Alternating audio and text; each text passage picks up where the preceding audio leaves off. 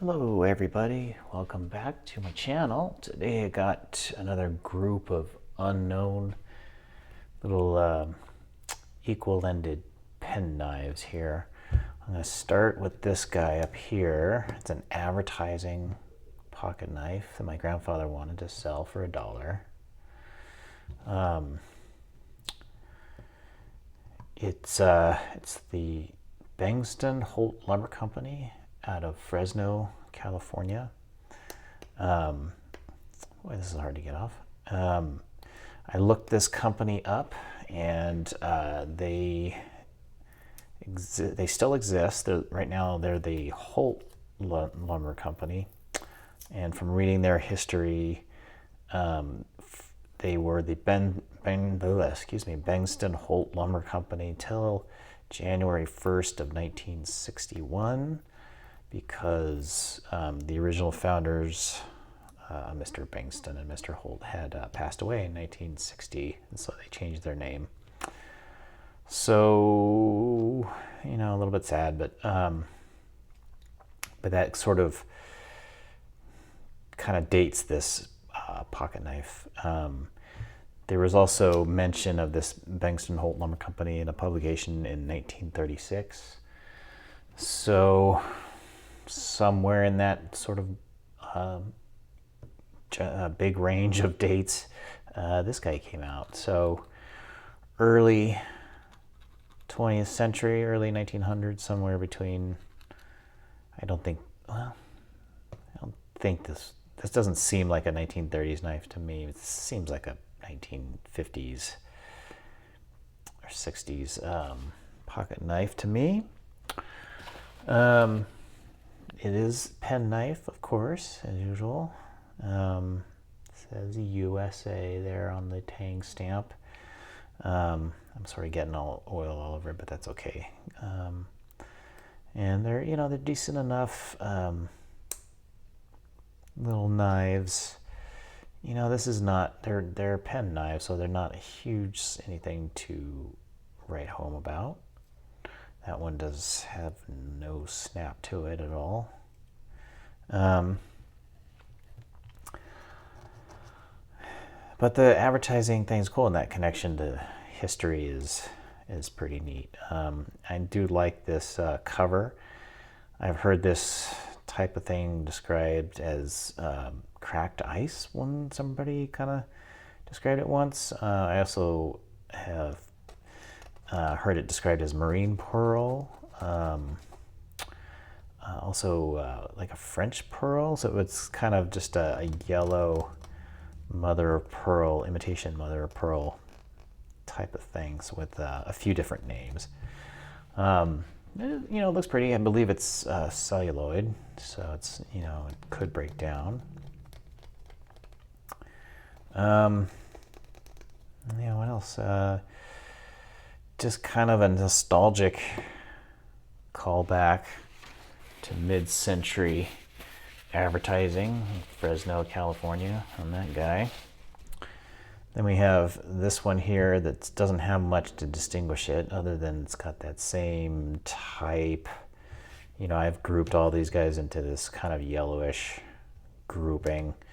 And this one kind of has that same sort of cracked ice, marine pearl type of thing. But this one also has pen blades that work reasonably well. This one has a main blade that has some interesting characteristics of well-built knives. It has this long nail pull, and it's got a bit of swedging on one side. So that's not, that's a little bit of a nice manufacturing technique there. None of these pocket knives have any manufacturer on them, so they're unknown, kind of anonymous, unknown little guys. There's that one.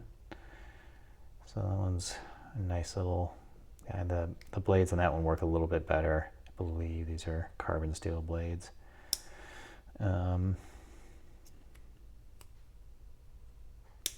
So there's that guy. Then we have this one. This one, just sort of a straight up Delrin pen blade. The main blade is a little bit more substantial than the other ones. As I'm looking at this, it has an anchor on there, which I did not see before. So I'm not sure if that means anything. I'll have to look that up. But this one has a pretty good snap. It's kind of lifted up there on the end, which isn't, great. I know you can kind of file this kind of area down to make it do that, but I'll leave that to the next owner. You could use some cleanup. The little secondary blade doesn't really snap. It's kind of rubbing together a little bit, but it's not a terrible knife. But it's this sort of plastic Delrin, not hugely pretty by any means. It does look like it used to have kind of pin striping that has kind of faded out. So at one time it was had some style to it, but it's a good knife, good pocket knife. These, I've said before, these types of knives is more like what I would remember my grandfather carrying. It doesn't need to be a big old hunter. As he got older, if he's out there golfing or something, he might carry this around. And then we got this one, the same kind of thing.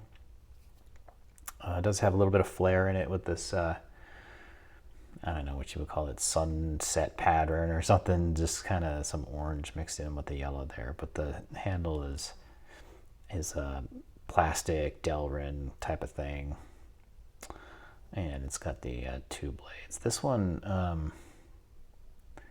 has a tang stamp on it, but it says stainless, and then it's got a picture of a duck, I think is what that is. So I'm not sure if that means anything for as far as manufacturer or not, but there you go. So, and then this one has the two blades, the equal-ended blades. This one looks like it's bent on there. A little bit of a snap. Yeah, it's really, that blade's not looking too good. You can really see it moving around in there. But it works, These aren't super expensive knives, so that one wobbles quite a bit in there.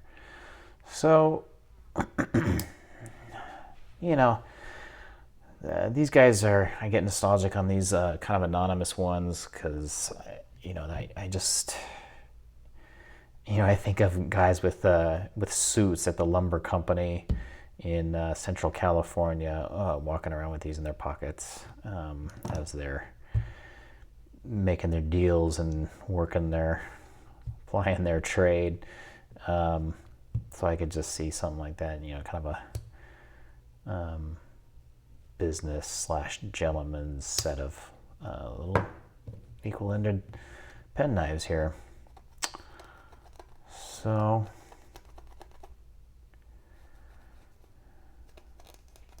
excuse me as I kind of scrape some more of that stuff off.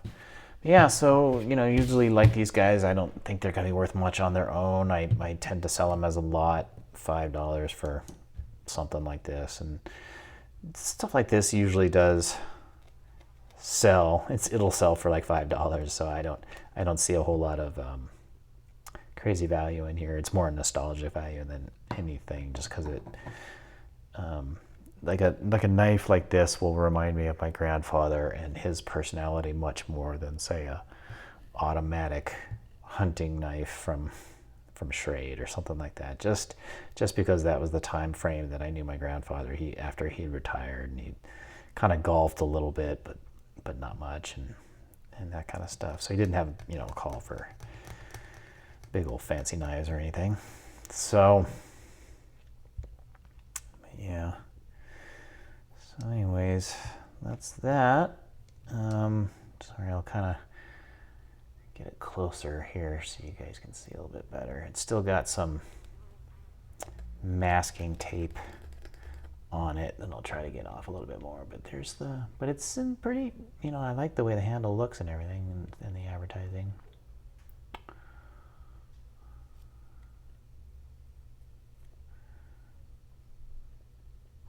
So blade's in pretty decent shape. No, pretty tight in there, no wobble for the quote-unquote main blade. And the secondary blade, no wobble, but it doesn't really snap. And then you got this guy who, the handle's not quite as nice a shape as the other one, but not terrible either. And then this one has the nice main blade, no wobble, decent enough snap. And then the secondary blade, there's a little bit of wobble in there, but not overwhelmingly so. And then you got the, let's stick with this one again. One with the big old main blade. That one's got some wobble issues in there in that main blade. You can even kind of see it, but it's decent enough snap. Secondary blade's tight, but they're kind of rubbing together, not a lot of snap. I mean, these are all users, people who used them, didn't take care of them too much because they didn't need to. Yeah, that one's got a lot of wobble. Like I said, they didn't need to. These were, bought to carry around everyday users and then kind of used up and tossed away, I'm sure. No wobble on that, but definitely lots of bending and stuff in that blade. So there you go. Hope you enjoyed that one. And that'll do it for today. Hope you guys are doing well, and we'll talk to you later.